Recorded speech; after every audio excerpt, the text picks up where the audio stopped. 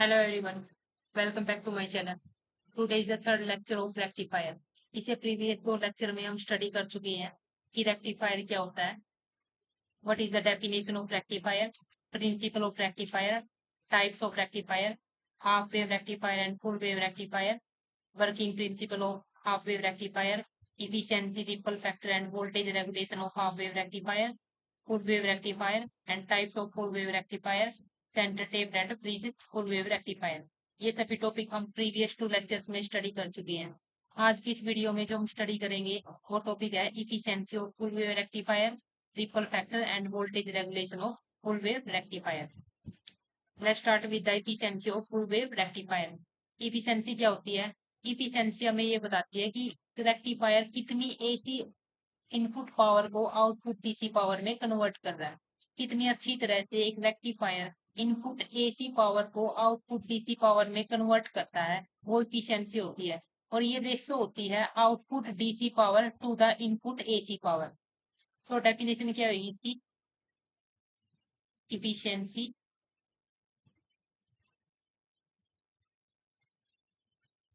it is defined as the ratio of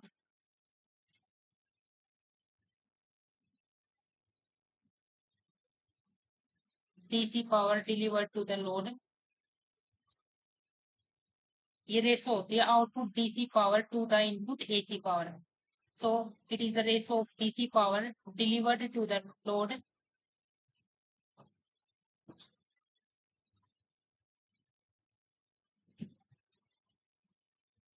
to the AC power supplied to the rectifier.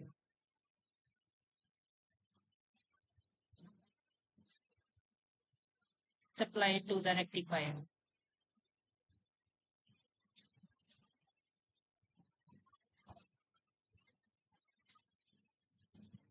Mathematically eta से हम इसको denote करते हैं, इसको लिखेंगे P D C upon P A C into 100. तो ये होती है परसेंटेज इफिशिएंसी. पीडीसी क्या होता है? Output DC power. पीडीसी होता है आउटपुट डीसी पावर और पीएसी होता है input AC power.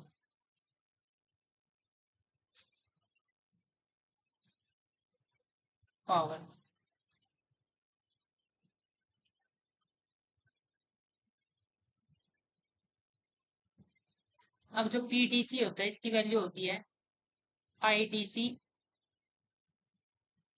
Square into में आरएल. आरएल होता है लोड रेजिस्टेंस.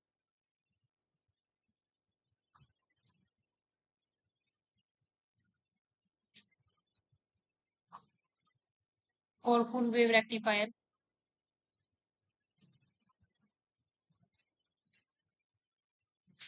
जो आईडीसी की वैल्यू होती है, आईडीसी की वैल्यू होगी रेक्टिफायर की नहीं, IDC equal to 2I not divided by pi. इसको इक्वेशन 1 कंसीडर कर लेते हैं. तो आईडीसी की वैल्यू जब इक्वेशन 1 में सब्स्टिट्यूट करेंगे तो पीडीसी क्या हो जाएगा? PDC is equal to IDC square यानी कि 2I not divided by pi square into में RL 4I not square divided by pi square into में आरएल. इक्वेशन 2. पीएसी होता है IRMS स्क्वायर इनटू में आरएल प्लस में आरएल. जो RL होता है वो लोड रेजिस्टेंस होता है और आरएफ होता है ये डायोड रेजिस्टेंस होता है एंड डायोडिक फॉरवर्ड बायस. और जो आरएल होता है वो मच ग्रेटर होता है देन आरएफ, इसलिए हम आरएफ को इग्नोर कर देते हैं इन कंपेयर टू आरएल. तो ये फॉर्मूला हो जाता है IRMS स्क्वायर इनटू में R L. Equation 3, I R M S की वैल्यू होती है आई नोट डिवाइडेड बाई √2। ये अगर इक्वेशन 3 में पुट करेंगे तो पी ए सी की वैल्यू हो जाएगी I note square divided by 2 into में R L.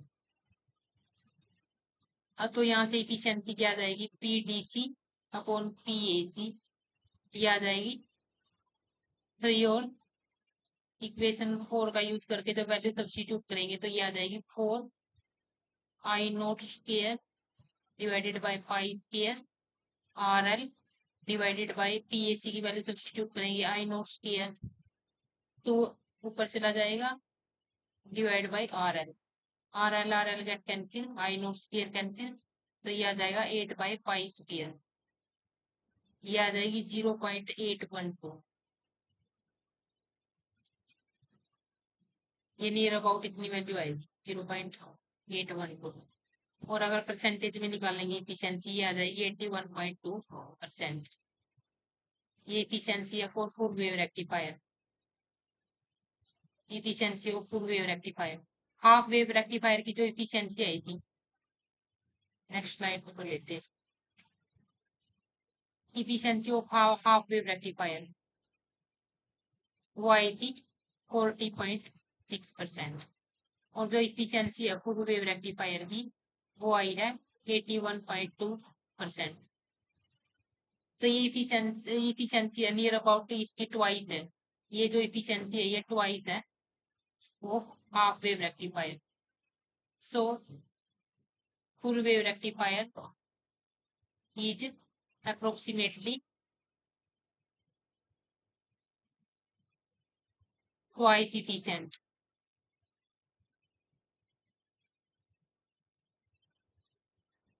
as compared to half wave rectifier।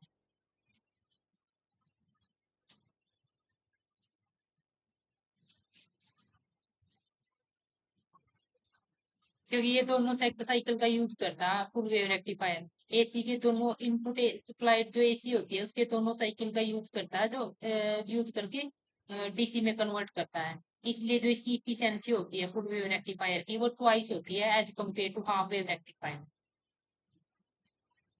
Now let's do ripple factor. Ripple factor for half full wave rectifier.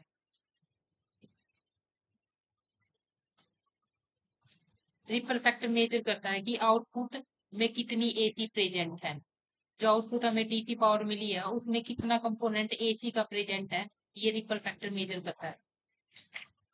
तो ripple factor क्या होता है, ripple factor measures the amount of AC component present in the rectifier output. Ripple factor measures the amount of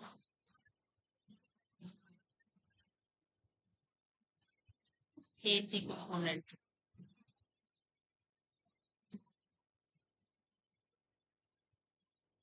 present in rectifier output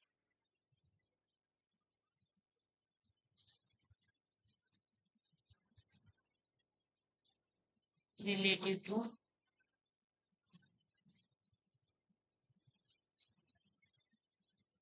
DC component।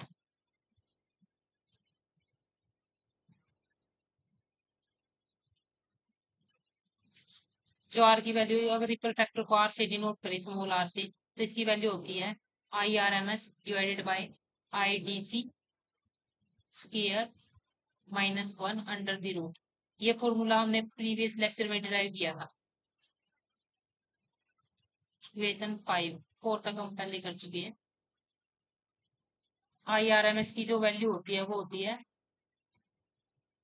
I note divided by √2। और आई D सी की value for full wave rectifier होती है 2 आई note divided by पाई। ये दोनों value अगर equation 5 में substitute करते हैं तो ये आएगा यहाँ से I R M S square यानी कि I note square divided by 2, और यहाँ से आई डी सी स्क्वायर यानी 4 I note square divide by pi square minus 1 under the root. तो सोल्व करने के बाद ये आ जाएगा pi square divided by 8 minus 1 under the root. जब इसको सोल्व करेंगे तो ये नियर अबाउट आएगा 0.482। जो आर की वैल्यू आएगी रिपल फैक्टर की वो आएगी 48.2%, जो कि बहुत कम होती है as compared to half wave rectifier. Half wave rectifier के लिए जो आर की वैल्यू आई थी रिपल फैक्टर की वैल्यू वो आई थी फॉर हाफ वेव रेक्टिफायर वो आई थी 1.21%, और जो फुल वेव रेक्टिफायर के लिए आई है आर की वैल्यू वो आई है 48.2%, 0.482%। सो जो फुल वेव रेक्टिफायर होता है it produces smooth DC output. Full wave rectifier produces smooth DC power.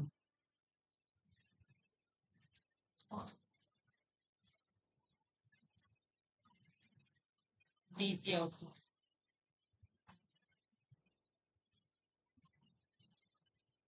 Next जो टॉपिक है वो है voltage regulation full wave rectifier.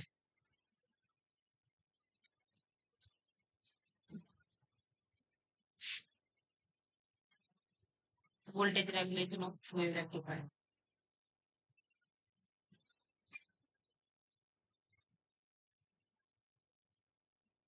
Voltage regulation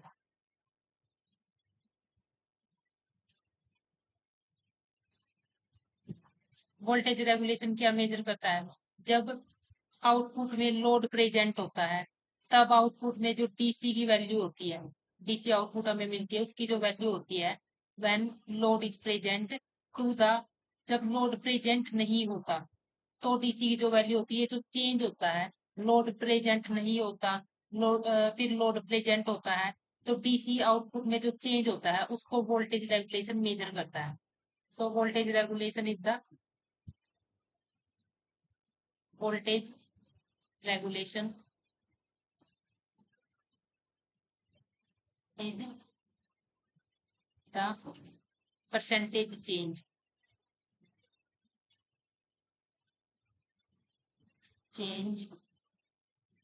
in DC output voltage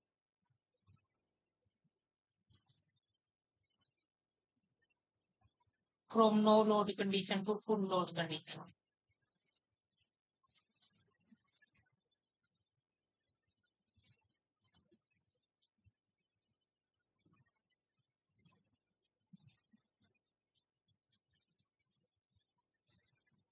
output में जब लोड प्रेजेंट नहीं होता तब जो डीसी आउटपुट वैल्यू होती है, और एक बार जब लोड प्रेजेंट होता है तब जो डीसी आउटपुट वैल्यू होती है उनमें क्या डिफरेंस होता है, ये वोल्टेज रेगुलेशन मेजर करता है। मैथमेटिकली जो एक्सप्रेशन होता है वोल्टेज रेगुलेशन का,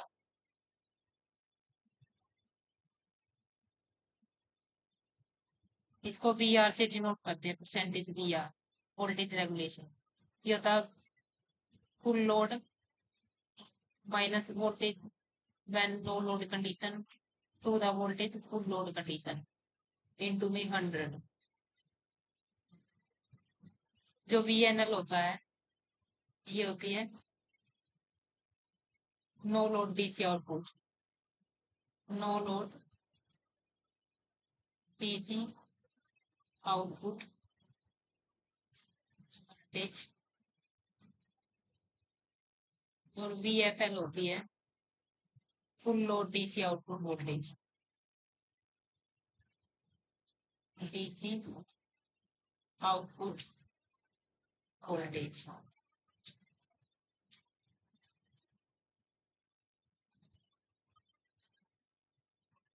अब जो no load full no load output voltage होती है, no load output voltage VNL को बोलते हैं हम। फुल वेव रेक्टिफायर के लिए इसकी जो वैल्यू होगी होएगी 2v0 डिवाइडेड बाय पाई। ये VDC के ही बराबर होएगा when no load is present in the output। क्योंकि जब लोड प्रेजेंट नहीं होता तो डायोड के क्रॉस वोल्टेज का ड्रॉप नहीं होगा, सारी की सारी वोल्टेज आउटपुट में ड्रॉप होगी, क्योंकि आउटपुट में रेजिस्टेंस मैक्सी इनफाइनाइट होगा, तो वोल्टेज सारी की सारी ड्रॉप होगी आउटपुट में। तो मैक्सिमम जो वोल्टेज होगी 2v0 बाई पाई होता है, और v0 जो होती है ये होती है peak secondary voltage.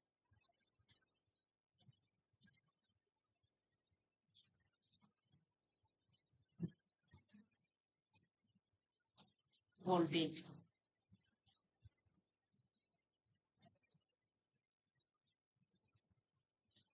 Full load output voltage. Full load output voltage की जो वैल्यू होगी VFL, ये निकालेंगे, ये होगी IDC इंटू में RL। Equation number 6। जो IDC की वैल्यू होगी वो होगी 2v0 divided by pi into में RL plus B RF। RL load resistance होता है और RF होता है डायोड रेजिस्टेंस। तो VFL हो जाएगी 2v0 divide by pi 1 by RL plus RF into में RL। Equation 7।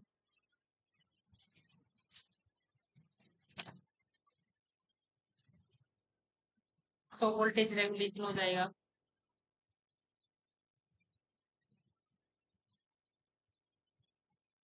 VFL minus VNL, VFL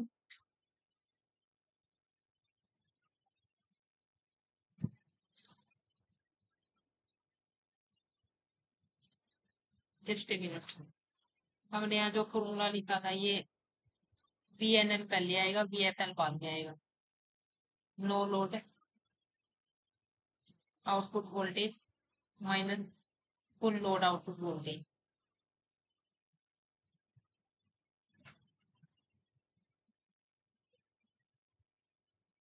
यहाँ पे आएगा ये VNL माइनस VFL।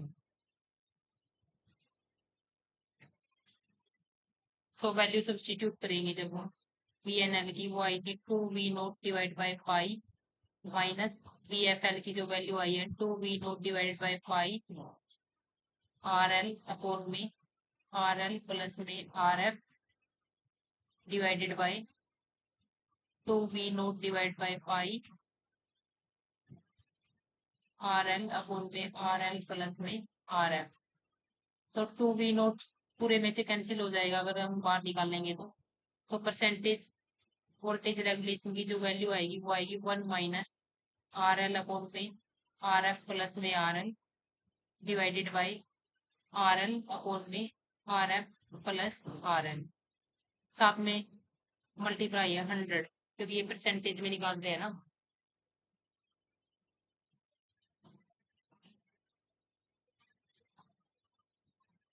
इंटू में 100 आएगा यहाँ। जब इसको सॉल्व करेंगे तो ये आएगा RF अपॉन में RL इंटू में 100।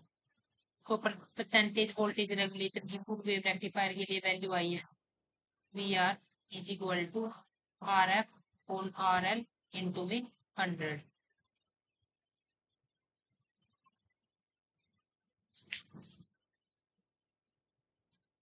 लेकिन अगर ब्रिज वेव रेक्टिफायर होता है तो वहां पे RF की वैल्यू 2RF हो जाती है for bridge wave rectifier.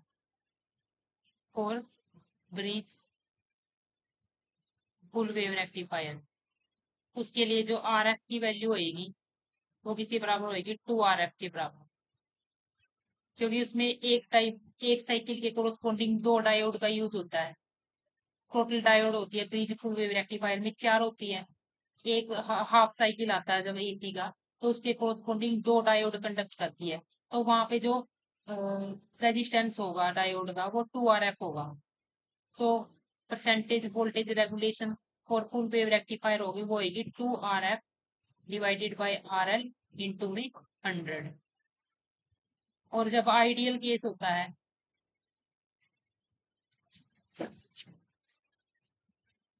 For ideal rectifier, for ideal rectifier वहां पे जो आर एफ की वैल्यू होती है वो जीरो होती है, सो वोल्टेज रेगुलेशन वहां पे होएगा जीरो है। सो जो centre taped full wave rectifier होता है उसके लिए तो वोल्टेज रेगुलेशन की वैल्यू ये होगी, R F divided by R L into में 100। और अगर ब्रिज फुल वेव रेक्टिफायर है उसके लिए होगी 2 RF by R L into में 100। और फॉर आइडियल रेक्टिफायर ये वैल्यू होगी जीरो।